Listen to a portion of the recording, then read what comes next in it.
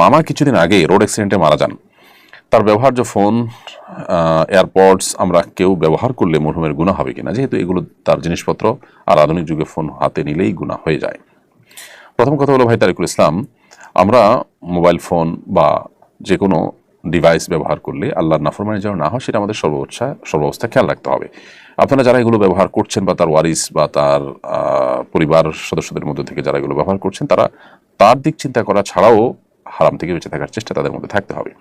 এবার আসা যাক মূল প্রশ্নের উত্তরে, সেটি হলো যিনি রোড অ্যাক্সিডেন্টে মারা গেলেন তার ব্যবহার করা ফোন, এয়ারপডস বা অন্যান্য জিনিসপত্র মৃত্যুর সঙ্গে সঙ্গে এগুলো আর তার মালিকানা থাকে না, এগুলো মালিক হয়ে যায় এগুলোর তার ওয়ারিসরা। অতএব ওয়ারিসরা যেহেতু মালিক হয়ে গেছেন, অতএব এইগুলো ব্যবহার এর দায়িত্ব ওয়ারিসদের উপরেই বর্তায়। বিধায় মৃত ব্যক্তির এতে কোনো ক্ষতি হবে না, কষ্ট হবে না ইনশাআল্লাহ, এবং মৃত্যুর পরপরই এটি মূলত ওয়ারিসদের মধ্যে ভাগ বন্টন হয়ে যাওয়া উচিত।